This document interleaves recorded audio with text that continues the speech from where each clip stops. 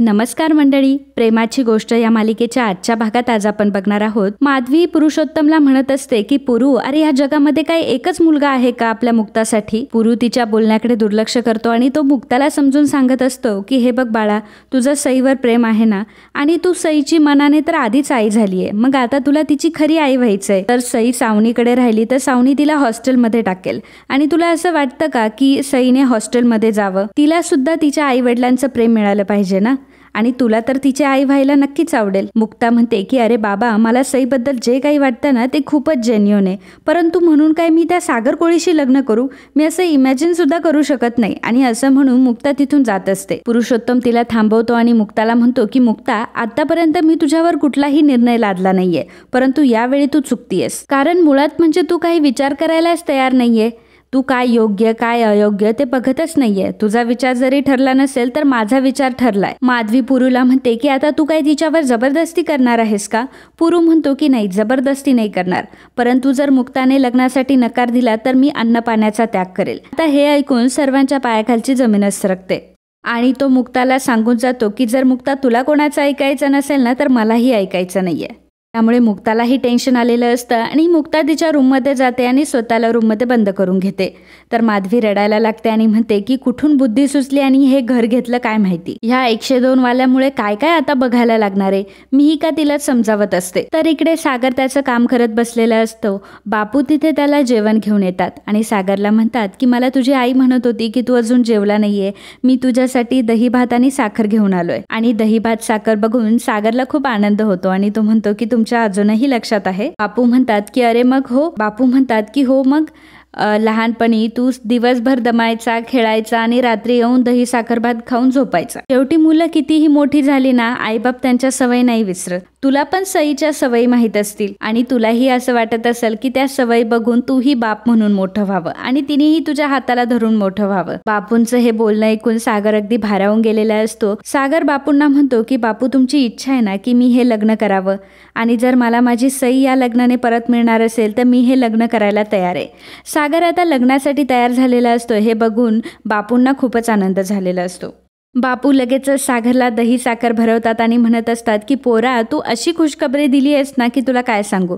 आता या गोष्टीने ना तुझं सगळं आयुष्य बदलून जाईल. तर इकडे मिहिका चाललेली असते. मिहिर तिला थांबवतो आणि म्हणतो की मिहिका, अगं माझं ऐकून तरी घे, खरंच मी तुझा तो MMS लीक नाही केलाय, वाटलंच तर माझा फोन चेक कर. मिहिका म्हणते की कशाला, अजून काही सापडलं म्हणजे त्या फोनमध्ये? मिहिर म्हणत असतो की मिहिका, अगं मी खरंच असं केलं नाहीये, बरं ते जाऊ दे, मला तुझी एक मदत हवी होती. मिहिका म्हणते की काय?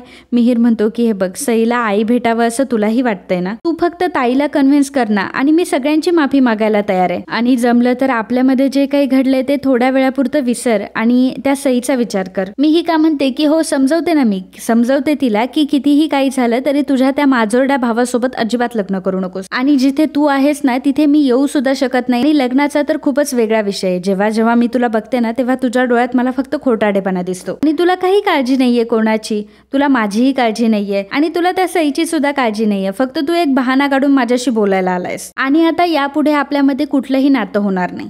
त्यामुळे तू माझ्यापासून जरा दूर राहा. आणि तू माझ्या आयुष्यातलं एक असं कटू सत्य आहे, कोणत्याही माणसावर विश्वास ठेवून त्याच्यावर प्रेम करू नये. आणि आता कितीही काही झालं तरी हे लग्न काही होणार नाही असं म्हणून मिहिका आता घरामध्ये निघून जाते. तर इकडे मुक्ता ही सगळ्या गोष्टींचा विचार करत असते. जेव्हापासून सईला ती भेटलेली असते त्या सगळ्या गोष्टी तिला आठवत असतात, आणि तिला पुरुषोत्तमचं बोलणं सुद्धा आठवत असतं की कशा प्रकारे तो अन्नपाण्याचा त्याग करण्यासाठी तयार झाला, आणि तेही फक्त त्या सागरसोबत लग्न करण्यासाठी. आणि मुक्ताला सागरसोबत लग्न करण्याची अजिबातही इच्छा नसते. तितक्यातच तिथे मिहिका येते. त्याला ती म्हणते की ताई, काहीही झाले तरी त्या माजोड्या मुलाशी अजिबात लग्न करू नको. तुला कायम बहाणा हवा असतो की दुसऱ्याचा विचार करायला. काय तर काका म्हणाला की अन्नपाणी त्याग करेल म्हणून तू त्याच्याशी लग्न करणार आहेस का? प्लीज असं काही करू नकोस. अगं ती माणसं खरंच खूप विचित्र आहे. तू आता तुझ्या स्वतःचा विचार कर आणि बाकी कोणाचाच विचार करू नको असं म्हणून मिहिका रडत असते, कारण मिहिकाला मुक्ताची खूपच काळजी असते. त्यानंतर सकाळ झाल्यावर सकाळी सकाळीच बापू हे पुरुषोत्तमच्या घरी आलेले असतात. पुरुषोत्तम त्यांना आतमध्ये बोलावतो. पुरुषोत्तम म्हणतो की माधवी, जरा चहाचं बघा. तेव्हा बापू म्हणतात की अहो नाही पुरू भाऊ, आता चहा वगैरे नाही तर आता मिठाईचे बॉक्स आणून ठेवा. अहो शेवटी बातमीच तशी आहे, आमचा सागर तुमच्या मुक्ताशी लग्न करायला तयार झालाय. हे ऐकून माधवीला खूप मोठा धक्का बसलेला असतो. तर मुक्ता हे सर्व ऐकत असते आणि मुक्ताला समजलेलं असतं की सागर कोळी तिच्याशी लग्न करायला तयार झालाय. पुरुषोत्तम म्हणतो की मी सुद्धा मुक्ताला विचारलंय, ती सुद्धा सांगेल तिचा निर्णय. कसं आहे, हा आयुष्यभराचा प्रश्न आहे, त्यामुळे तिने तिचा निर्णय विचार करून घ्यावा असंच मला वाटतं. मुक्ता आता सर्वांसमोर आलेली असते. बापू म्हणतात की मुक्ता, अगं ऐकलं का तू, आमच्या सागरने तुझ्यासोबत लग्न करायला होकार दिलाय. मुक्ताचा चेहरा खूप पडलेला असतो. ती फक्त पुरुषोत्तमला एकदा विचारते की बाबा तुला हे लग्न खरंच व्हायला हवंय. पुरुषोत्तम म्हणतो की हो. मग मुक्ता म्हणते की ठीक आहे बाबा, मी हे लग्न करायला तयार आहे.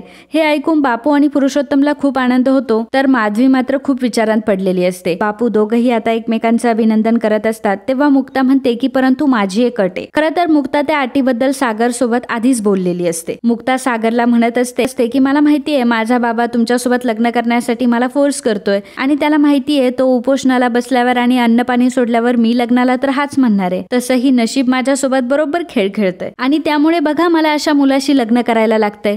सागर म्हणतो की तुम्ही प्लीज मुद्द्यावर या.